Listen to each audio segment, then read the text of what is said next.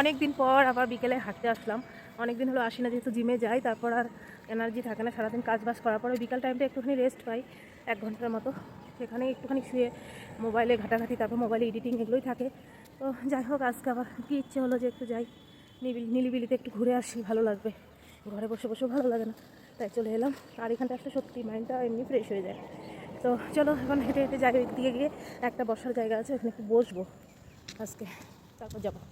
যে এখানটায় বসেছি আর এখানে যে পিকগুলো যাচ্ছিল, তাই ভাবছিলাম একটু ভিডিও করে নিই। আর আর্মি গ্রাউন্ডের ভিতর তো পরিবেশটাও যেরকম সুন্দর, চারপাশটা গাছ গাছালি, মুডটা পুরো ফ্রেশ হয়ে যায়। তার সঙ্গে সকাল বিকাল সবাই এখানে হাঁটতে আসে, তার সঙ্গে তো মাংকি আছেই।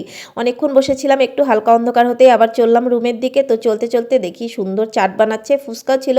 একজন চাট নিচ্ছিল, মিক্সার চাট, তো যেটা আমারও ভীষণ মানে লোভ লেগে গেল, তাই আমিও নিয়ে নিলাম। এখন হাঁটতে হাঁটতে খেতে খেতে যাচ্ছি। তারপর দোকানে চলে গেলাম, ওইখান থেকে এই যে দই ঠই এগুলো নিয়ে নিলাম মিষ্টির দোকান থেকে। তারপর এখানে আবার আমার মেয়ের জন্য কপি নিতে হবে, যেহেতু হলিডে হোমওয়ার্ক দিয়েছে, সেই জন্য কপি নেবো নেবো করে আর নেওয়া হচ্ছে না, হোমওয়ার্কগুলো করা হচ্ছে না। তাই ভাবলাম যে না, এখন নিয়েই যাই। বের হয় না, আবার যখন বের হই কতগুলোই না কাজ থাকে, তাই আর কি মনে করে করে নিচ্ছি। কারণ বিকেলবেলা যখন একবার কম্বলের নিচে ঢুকিয়ে ঠান্ডায়, তখন আর বেরোতে ইচ্ছে করে, তাই মনে করে করে নিয়ে নিচ্ছি। আর আজকের এই মিনি ব্লগটা কেমন লাগলো কমেন্ট করে অবশ্যই জানিও। বিকেলে মিনি ব্লগটা শেয়ার করলাম, টাটা।